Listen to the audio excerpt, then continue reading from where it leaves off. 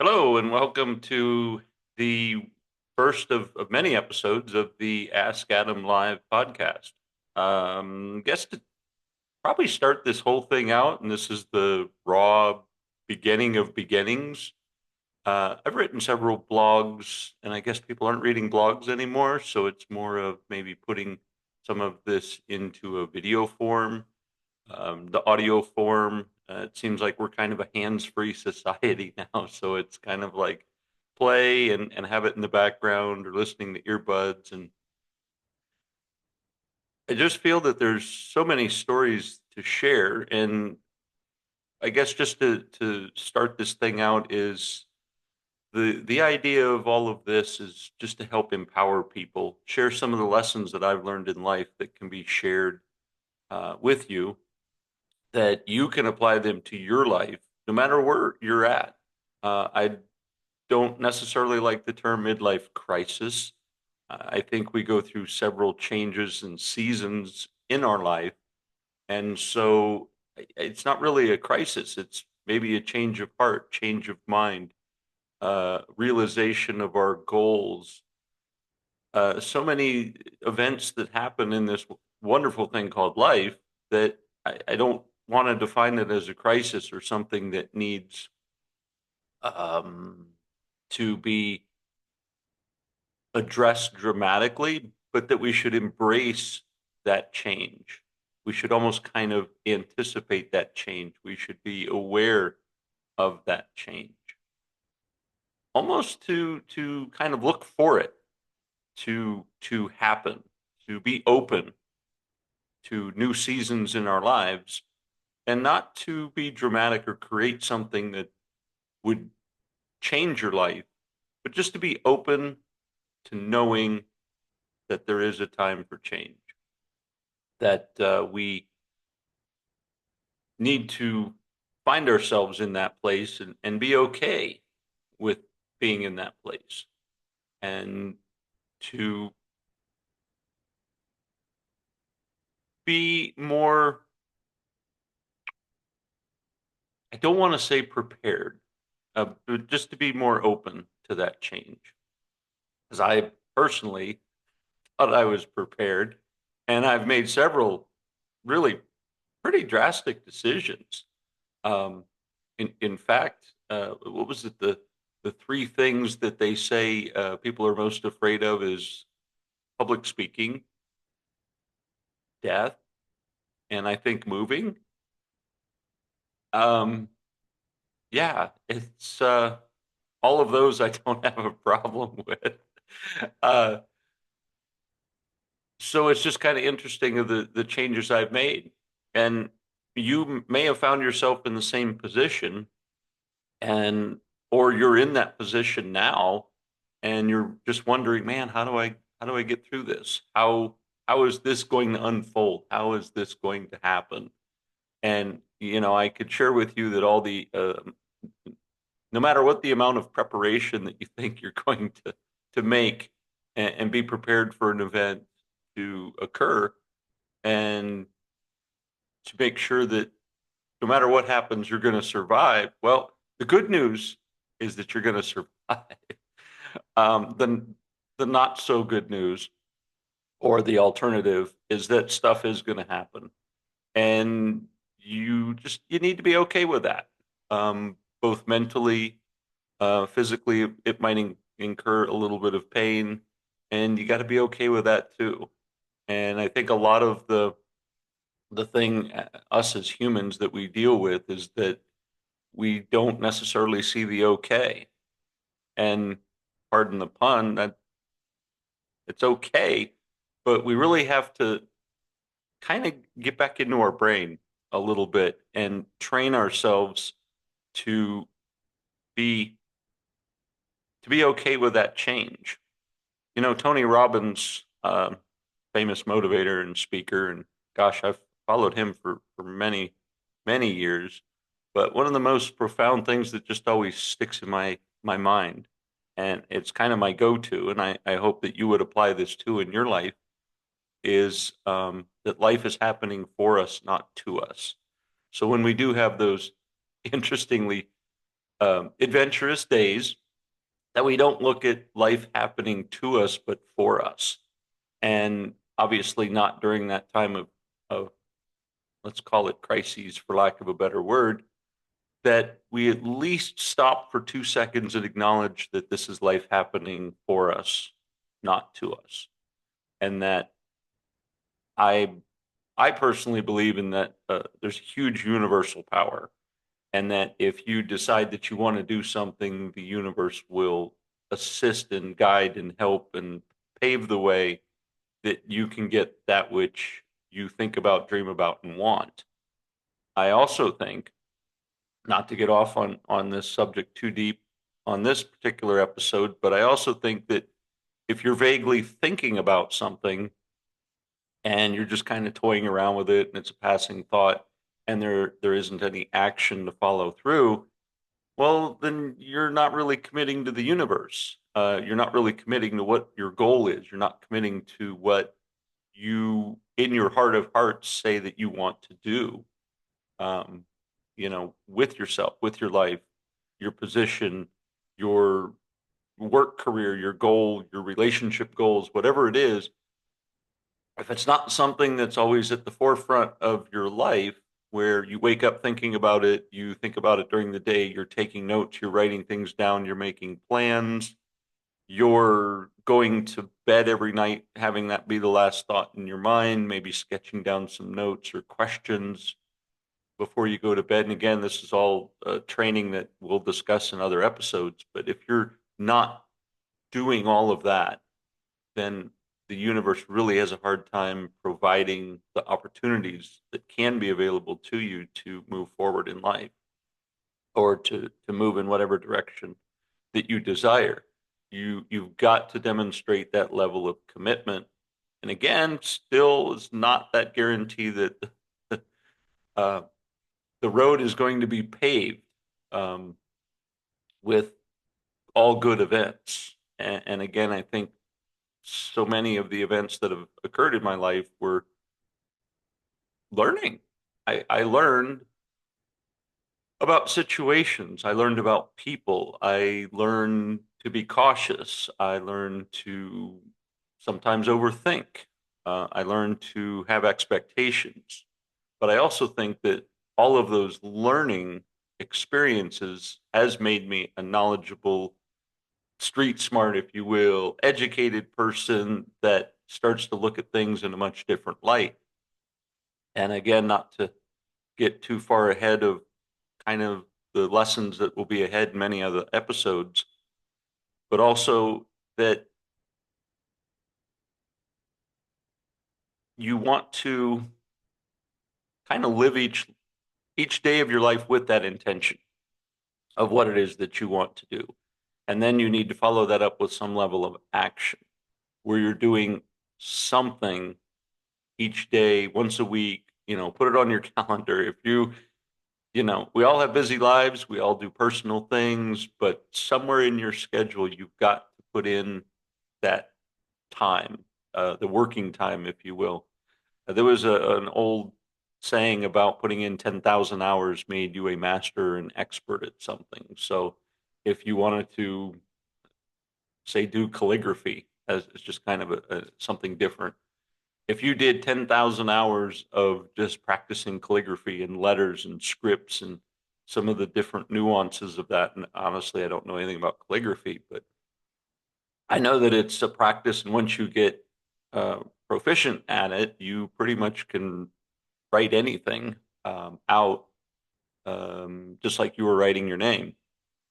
So I don't necessarily think 10,000 hours is required per se, but I think you have to put that due diligence, I believe is what that phrase is saying, that you got to put in some level of time and some level of practice to get knowledgeable and to have sort of that street smart expertise of whatever field it is that you're in. Many times we could equate that to just say college or some secondary school, trade school, something of that nature, where you learn that skill become proficient in that skill within a matter of 2 years, 4 years, 6 years, 8 years. That is part of that 10,000 hours. I think you can also have some life experience of the same. The interesting part about life experience is because it's so diverse and so different, and we have so many what they call walks of life, that to really hone in on that 10,000 hours, you're probably putting in more like 50 hours, 50,000 hours, because it's, mental skills and physical skills and spiritual skills and the vibe, as they say. So I think it's a little bit more complex when you have those life experiences, but I think that it's also made me a very well-rounded person. And I think that was why I really got interested in sharing this information. I had one of the experiences pre-COVID, but then even, I guess, kind of into COVID, and then it subsided, was some of that gig work where I met a lot of people, and we would have conversations and share stories, and the common denominator was, wow, your life is fascinating. That's really interesting. But the lesson I got from that was that life wasn't necessarily fascinating. It actually got me thinking. I wasn't doing what I wanted to do, and having a little bit of idle time, I also realized that I wasn't living my best life. And so around the events of COVID, a pretty big event on this planet, that I had to really start asking myself those interesting and tough questions, where it was, what do you want to do to really live your best life? And how are you going to go about doing it? And what's the ultimate goal? Now, this isn't the first time that I've put something in front of me as a person. It's not, yeah, I've certainly put many goals in front of me, even goals I didn't know I wanted to have. I still put things in front of me, not knowing where they would lead, because I always like to challenge myself, I guess. I mean, who doesn't love a challenge? Come on, think about it. When was the last time you really challenged yourself? And I'm not talking about challenge like, hey, I'm going to challenge myself to make it through traffic and not be aggressive and not get, kind of beat myself up because somebody did something I felt was unfair or unjust in their particular driving habits. uh, but I mean, the real challenges of you know, throwing the cards in the air, throwing your 52 cards up in the air and just seeing how they land, and hope, just hoping for the best and saying, you know what, I'm going to do this because I want to, and I want an adventure. And maybe that's just my spirit animal, if you will, to be adventurous. But so many times in my life, that's what I've done. And it's been okay because I'm here. I'm here. I survived, and I'm here, I think, to share those stories with you, not to be pompous or self-serving or narcissistic. Because honestly, I thought, hey, everybody has their deal. Everybody kind of has their thing, and it's just a little different. But yeah, I mean, we all kind of have those experiences. What I found was sharing these experiences with others was that it was a little different. And then it was a different level of education. Not to say it's better, just different. And people were kind of fascinated by it. And I don't think it was just people that might not have experienced much of life, because this was a time where I did this for about 3 years, and I, as an overachiever, is why I'm laughing because in those 3 years, I well exceeded the goal. Not I guess it's the mark of maybe the 10,000 hours, but in those 3 years, and it wasn't really a goal, it was a survival, honestly. But in those 3 years of doing that gig work, I had surpassed 15,000 rides. That's a lot of rides, I know.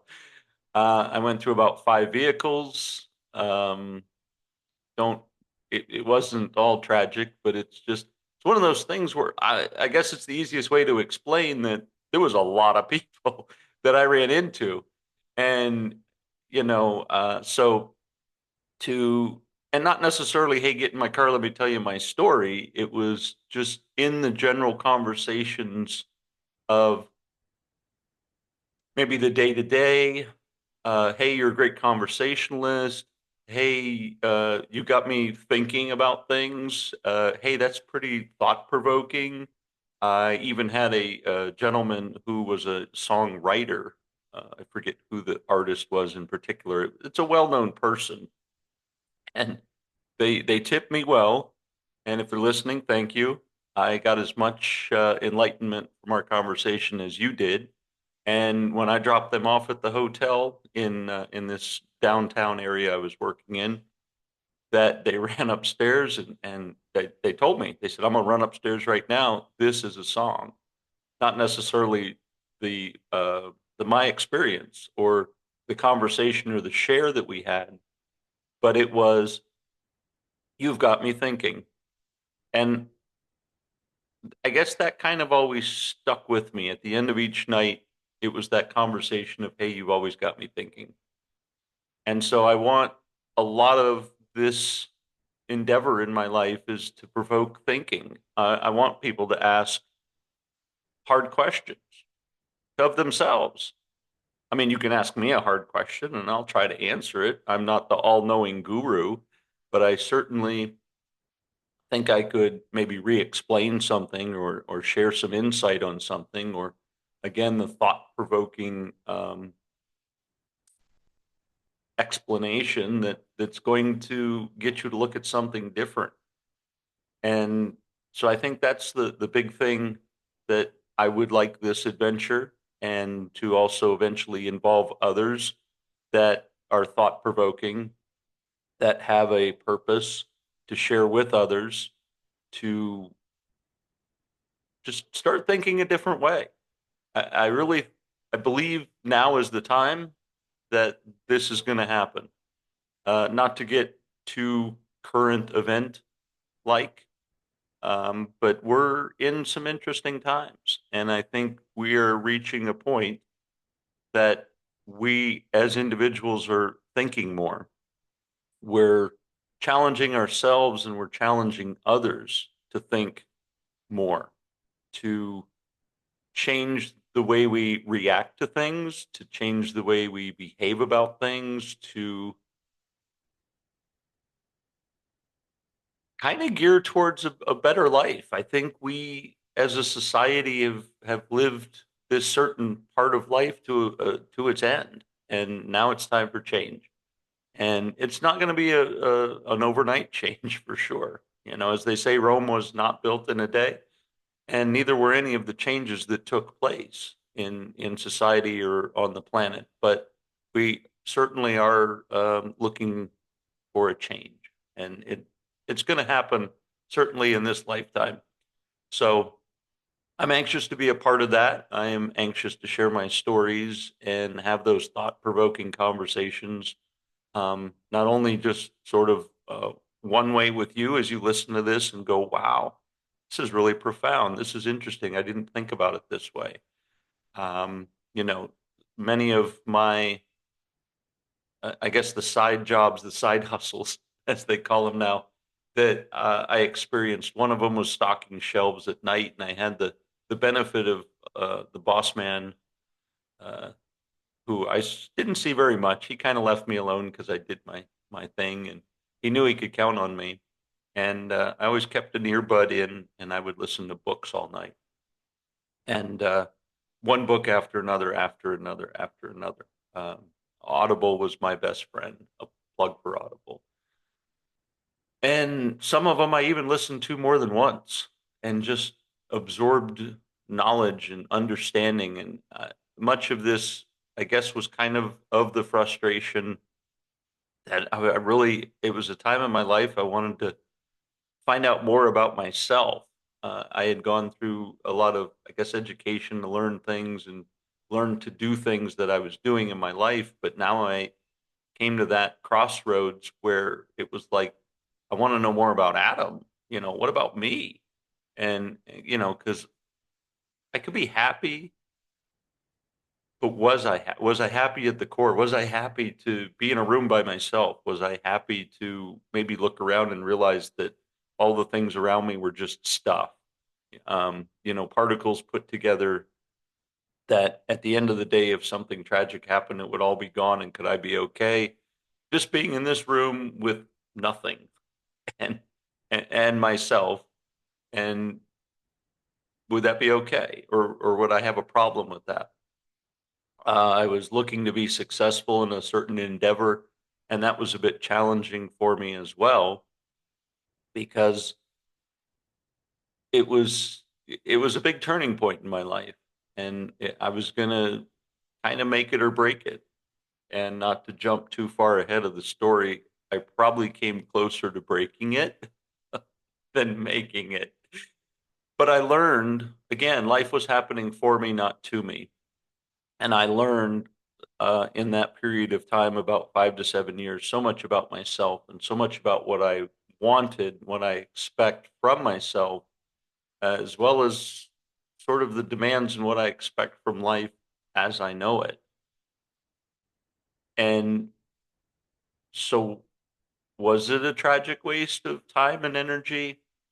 At the end of the day, I say no. At the time, I was really frustrated because I was starting to think that it was. And I mean, who,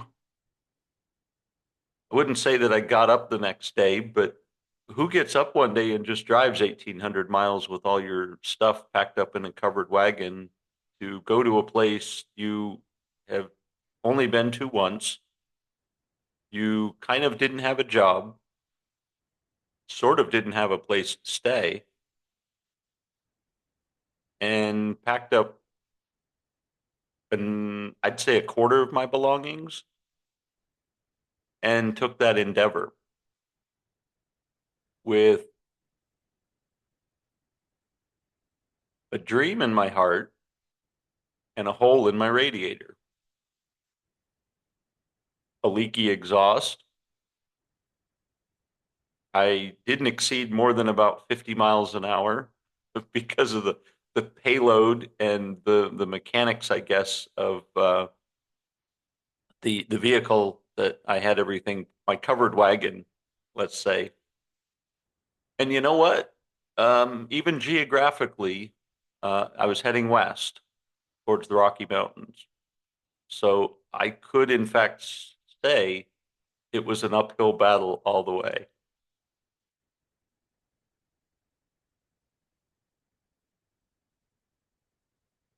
That wasn't the only time I made a choice in my life to do something different. I can go back to the age of 12 when I made a decision that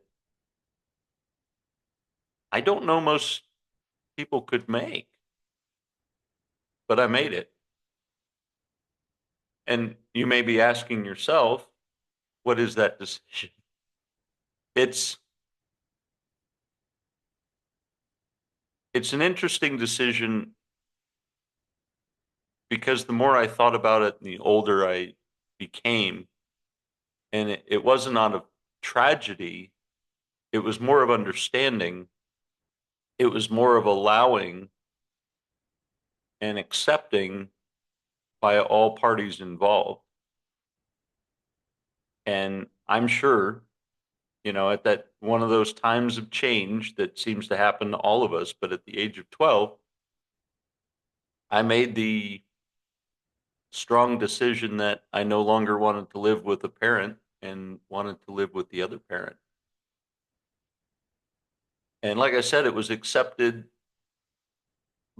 by the parent I was leaving, not terrifically, but that it was sort of understood that this might be better. And, don't think of it as too tragic because it was my mother. And since then, we had many, many conversations about that choice and many conversations about why I made the choice or wanted to make the choice, what drove me to make that choice and have it be such a profound thing to do in my life, no matter what the consequences would have been or were, that she also shared with me the reasoning behind why she was acceptive or accepting and receptive to such a request and had honored it. And, really nothing against, I think it was more my environment that I didn't like. Nothing against my mom, and she knows that. But it was more of my environment that I wanted to change. And I did.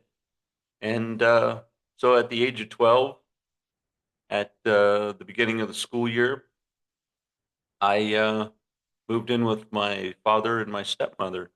And I remember my father was always sort of kind of a well-spoken man. He always would pause for long periods of time and then he would say something and you just either got blown away or you laughed and said, well, that was profound but funny, or that was sort of a well thought out statement. And many times it didn't apply to what the conversation was at hand. He just sort of had these nuggets of knowledge that he kind of just threw out there. And it was later on that I started to realize um, the value in them. I'm sure he knew what the value was, but when the student is ready, the teacher will appear. And I wasn't always receptive to his sharing of knowledge. Anyway, I digress. So at the age of 12, I decided, yeah, gonna move. So about 900 miles away, wasn't across the street. So seeing each other did not occur as often as it maybe could have. It was at the age of 20, 21, I guess it was, that I made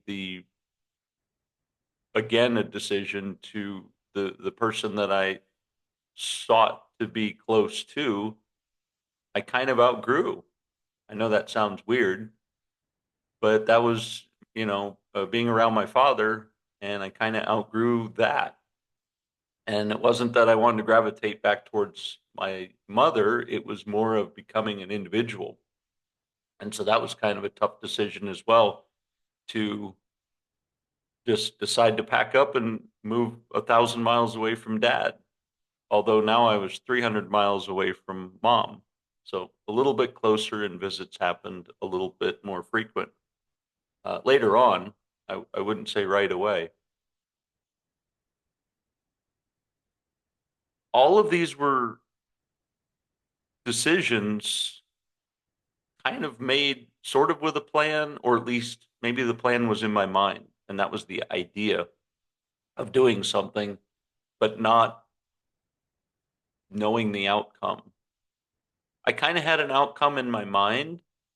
We all dream or fantasize or have these visionary ideas of what can occur in life. And maybe that's what helps us drive towards making these decisions and helps us to kind of get through the pain of decisions. Because, I mean, just those two moves alone had some happiness as well as some sadness.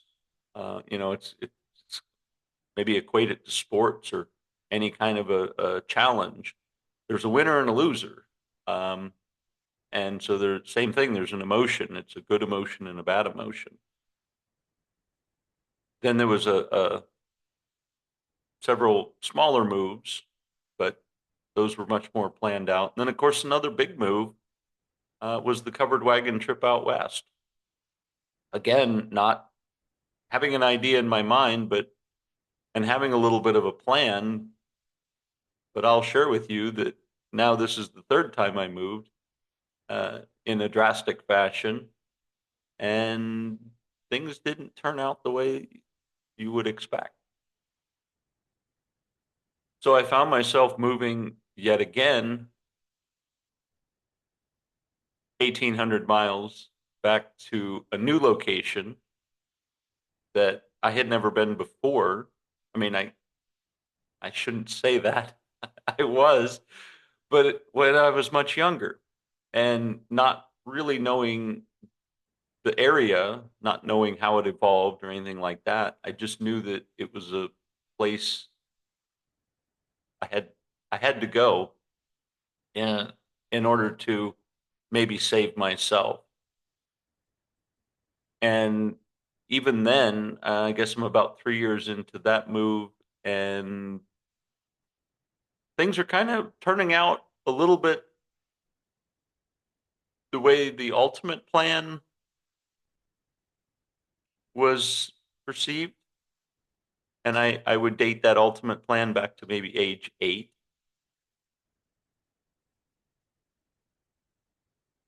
That now I'm truly living my purpose, truly living my life, truly doing what I was born to do. I think we all have that. Just that inside ability to just be really good at something, whatever it is. Um, we all have that ability to think strategically or move efficiently. I am always amazed at watching some people that just operate a couple RPMs higher than the rest of us, and they can just hustle through the day like nobody's business. And it's just like, man, how do they do that? That's their level. That's where they're at. That's what they're born to do. That's where they function. And so we all have kind of that purpose and ability for which we were designed, we were created, we were brought to this plane to do. And many of us figure it out pretty quick, get right to it, and become amazingly successful. You could look at the Jeff Bezos or the Elon Musk's. You could look at the Bill Gates. He was just a youngster, young teenager, messing around in college, and he knew he wanted to do something with computers, right? And became extremely successful with that. Now, I'm not going to get into all the other things because that's not what this is about, but just that they kind of knew their purpose and figured it out early. Many people, it's around 40 or 50, maybe even 60, that it's the realization that they are designed and developed to be doing or providing a service that is what the world needs. Maybe it's the time that you have to kind of wait until the world needs it. Again, I think life is happening for us, not to us. So it's understanding that and accepting that and living with that, but also striving to figure out what it is that you can do, what it is that you do, what is your natural ability, and to do it. Um, because I don't think life is supposed to be difficult. I think we make life difficult because we're constantly going against the pre-planned decision of things we're supposed to be doing. And I think that's the difficult part. If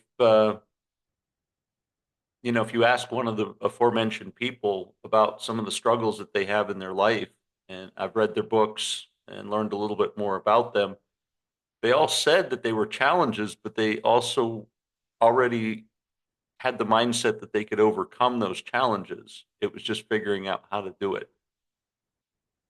So they didn't see life as challenging. They they saw life as just having obstacles that were easy to get around. And I think once each one of us individually really kind of hone in to ourselves and understand what our purpose is and what we really love to do, and we start embracing that inner child, inner dream, inner life, that I think that's where life becomes maybe a little easier, that life isn't so difficult. The obstacles or diversions in front of us are just left turns or right turns, not, a confusing moment of not knowing which way to go. And it's just, you start learning how to naturally pivot through things because you're fulfilling your natural ability. And there's, I mean, there's something with nature. One of my fields of occupation was in the corporate level of, say, biology. Nature does what nature does. It's going to do it whether you help it out or not. Helping it out can yield some different results, but nature's still going to do what nature is going to do. And I think we are part of nature. So to do what we're supposed to do, it's naturally going to happen. And I think that's where life becomes easy. And I say not, again, it's not going to be paved with the gold and, it's going to be this just joyable ride, but it's, I think the difficulty that's created isn't experienced as you think it would be. And as you're experiencing it kind of going against the grain. And I'm not beating you up out there. I I I've gone against the grain like you cannot believe. And so I'm again speaking from experience and sharing with you this life that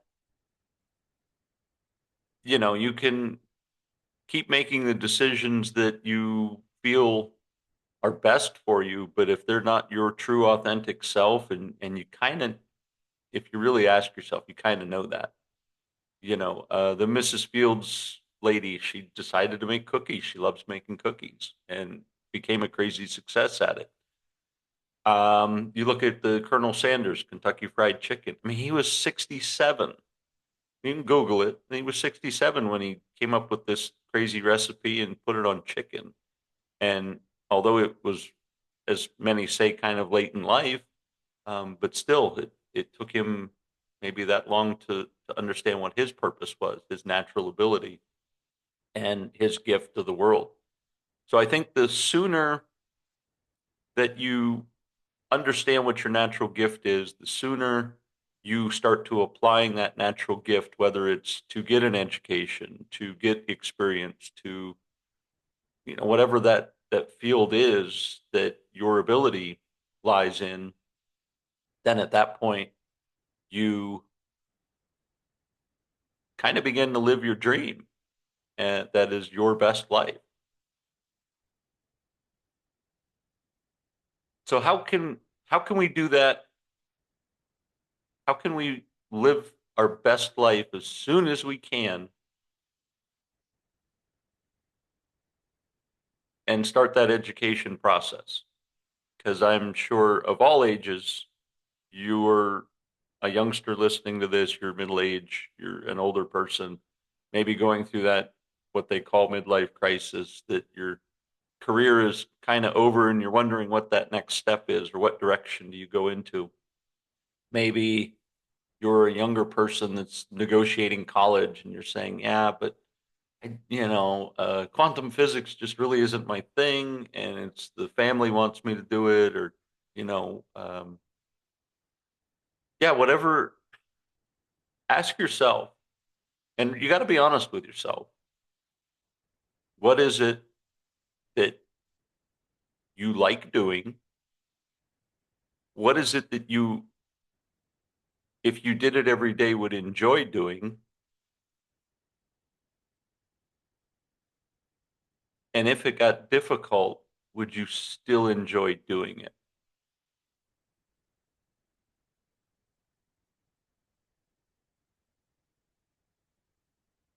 Now, I'll share with you. one of my childhood dreams, because I was always fascinated through the years growing up and kind of seeing a little bit of the evolution and design evolution, if you will, of tractor trailer trucks. From the 60s, 70s, 80s, kind of into the 90s, the aerodynamic designs that they're coming out with now. And wow, I wouldn't say full circle, but wow, what a span. We're now self-driving electric trucks. Yeah, it's kind of crazy. But it was always a little bit of a childhood dream of mine to operate one of those. And listening to myself, asking myself, I uh, I did that. I did that for about 8 years. I enjoyed it. I learned a lot from it. I found out there's a lot of things you can't control, and I learned to understand and respect that. I After 8 years, I discovered I wanted to do something else and thought that was my innate ability. And so I made a bold decision to go into the unknown again and to do something different, which I did for about 16 years. I know completely drastic because it was kind of off the road, completely away from supply chain, truck driving, logistics, if you will. And that was kind of a maybe a childhood dream of mine as well. Because I remember as a small child growing up in an office like that and just marveled at the industry, which was real estate. And so, having done that for 16 years, and then discovered, you know what, there might be something else you can do. I think I'm finally there, by the way. But it was asking yourself the hard questions. And maybe,